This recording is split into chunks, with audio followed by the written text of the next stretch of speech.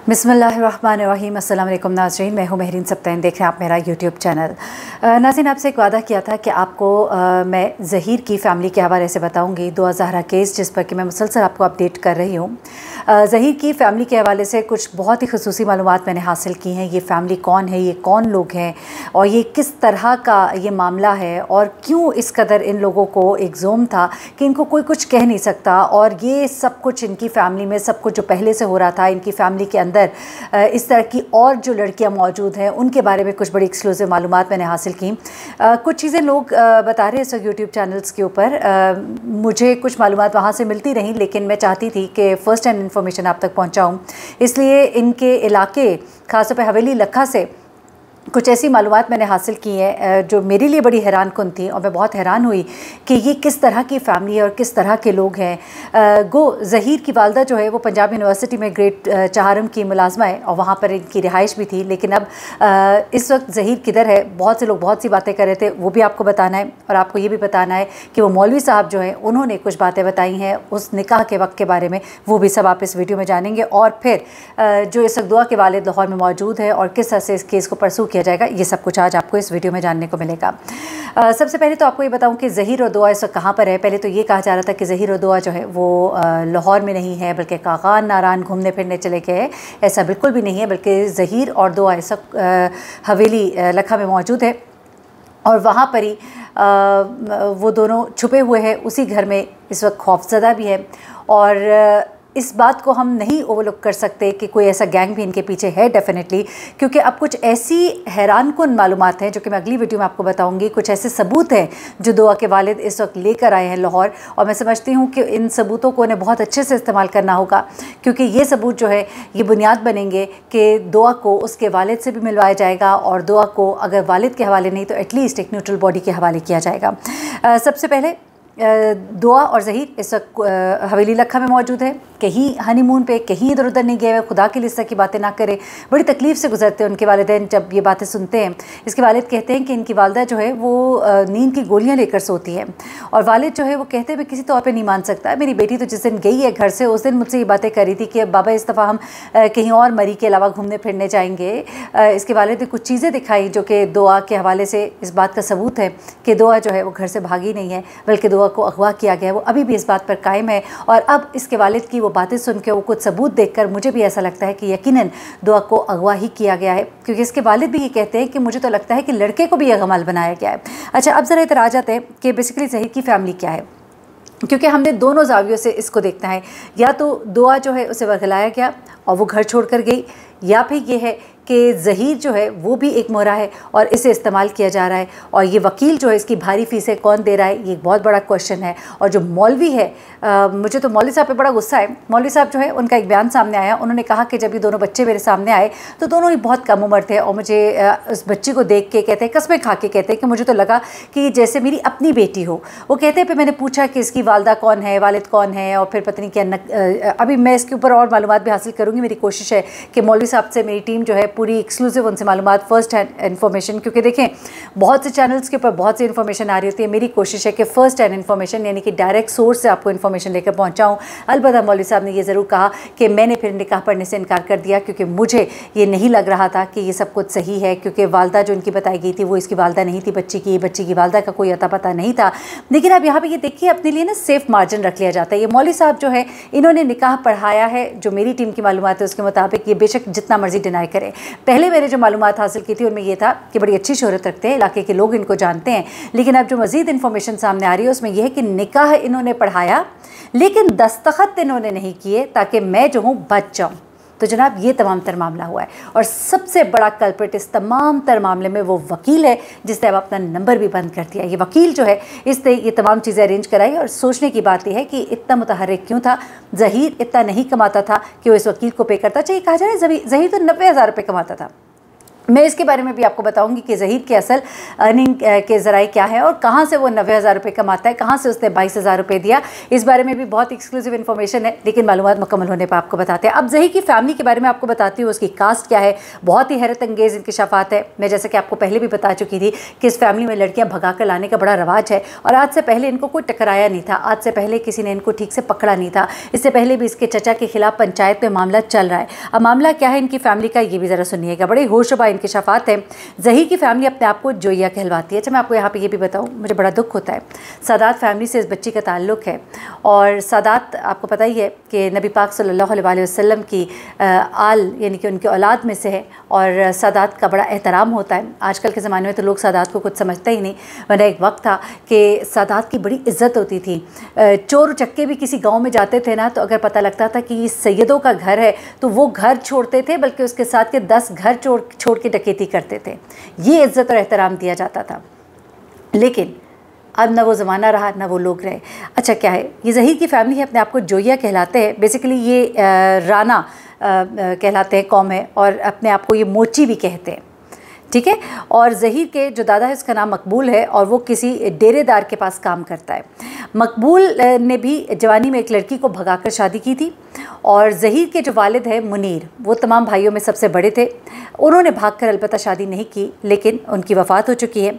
लेकिन ज़हीर के जो बाकी तीनों चचा हैं, तीनों चचा प्लस दादा, इन सब ने लड़कियां भगाकर शादियां की हैं। ये इनके इलाके से मालूमात हासिल की गई हैं, ये मैं आपको बता रही हूँ। अब ज़हीर जिस चचा के पास हवेली लखा में रुका था उसका नाम है नसीर। वहाँ पर एक बहुत बड़े कारोबारी शख्सियत है जिनके बारे में मैंने आपको अपनी लास्ट वीडियो में बताया भी था। उनकी तस्वीर भी मेरे थंबनेल पे लगी है और मुख्तलिफ जगहों में ज़हीर के साथ और दुआ के साथ ये शख्सियत दिखाई भी देती रही, जिसने इनको सपोर्ट किया। और जब इनका बयान पुलिस से रिकॉर्ड करना था तब भी वो वहाँ पे मौजूद रही ये शख्सियत। और इनके घर इसका चचा जो है वो ड्राइवर है, नसीर इसका नाम है, और ये भी एक लड़की को भगा कर लाया हुआ है और इसके ऊपर पंचायत में एक केस भी चल रहा है, मतलब पंचायत में मामला चल रहा है जो लड़की को भगा कर लाया इस हवाले से। अब 2000 की उम्र 14 साल है। कराची से ये अकेली नहीं आई, साथ में कोई शख्स था जो इसे लेकर लाहौर आया, ये बात बड़ी वाज़ेह है। पंजाब यूनिवर्सिटी में ज़हीर के वालिद तो मुलाजिम थे, लेकिन बाकी जो चचा हैं उनके बारे में आपको ज़रूर मैं बताऊंगी, क्योंकि ये 3 चचा हैं। एक का नाम नज़ीर है, एक का नाम जहांगीर है, एक का नाम तनवीर है। नज़ीर ड्राइवर है जिसके पास ये हवेली लखा में आकर ठहरा।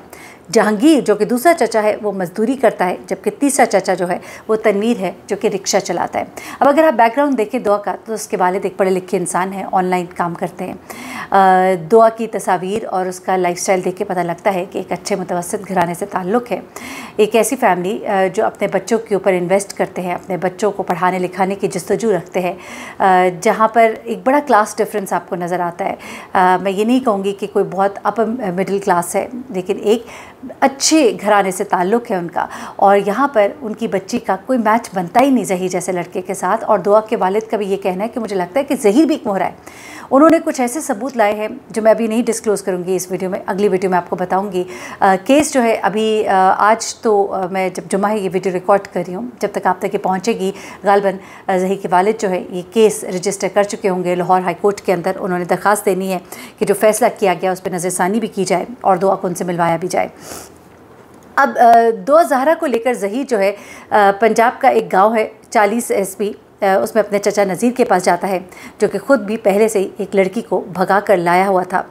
और ये तमाम चीज़ें जो है आप सब देख रहे हैं कि ज़हीर अपनी वालदा पे डिपेंड करता है। ये कहा जाता है जी ज़हीर 90 हज़ार रुपये कमाता है, ऑनलाइन कुछ काम करता है, बड़े ही मशकूक से ये काम है। और लगता है ऐसा कि जैसे उसको कहीं से सपोर्ट किया जा रहा है, कि जहाँ से उसने 22,000 रुपया जो है किराए के भी दे दिए, वालदा को लेके वो जा भी रहा था, आ भी रहा था, लड़की आ भी गई, वकील साहब को भी पैसे दे दिए। वकील साहब के को इतना पे किया गया अच्छा कि उन्होंने किसी बात का ना सोचा कि उनके साथ क्या हो सकता है। इसका मतलब यह है कि वकील साहब को तगड़ी अमाउंट दी गई है।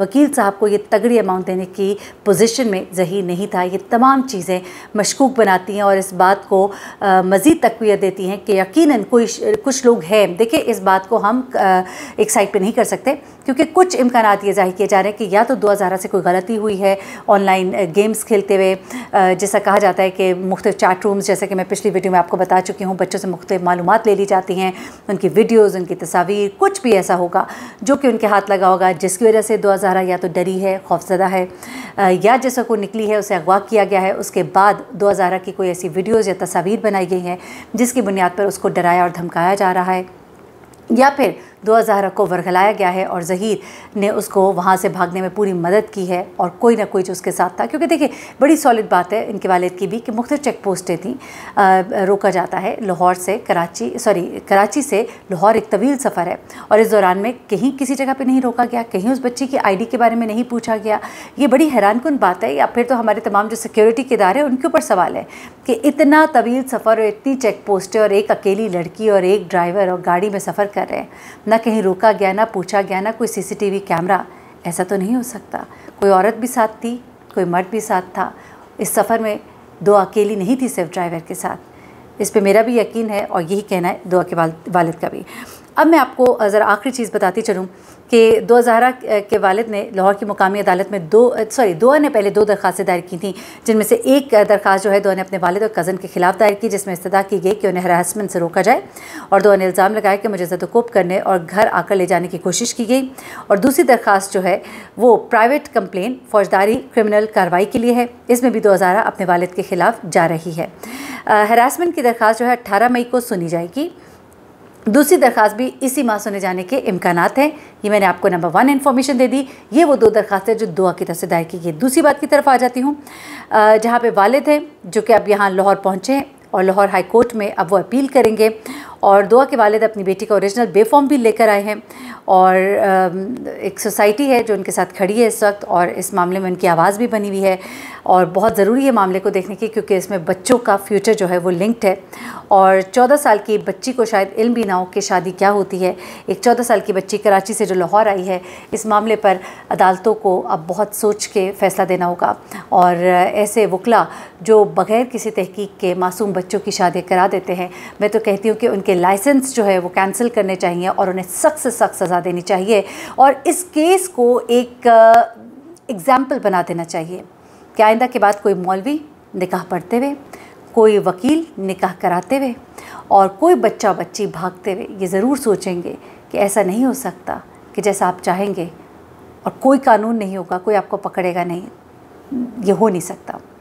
इसको बहुत सीरियसली देखा जाना चाहिए। हमारे और आपके बच्चे एट स्टेक है। मुझे मेहरीन सप्ताह इनको इजाज़त दीजिएगा। अपनी दुआ में मुझे भी याद रखिएगा। अपना बहुत ख्याल रखिएगा, और अगली वीडियो में मैं आपको बताऊंगी कि वो कौन से सबूत हैं जो 2000 के वालिद दिखाने जा रहे हैं और क्या कंप्लेन उन्होंने दायर की है। इस सब मालूमात नेक्स्ट वीडियो में। अल्लाह हाफ़िज़।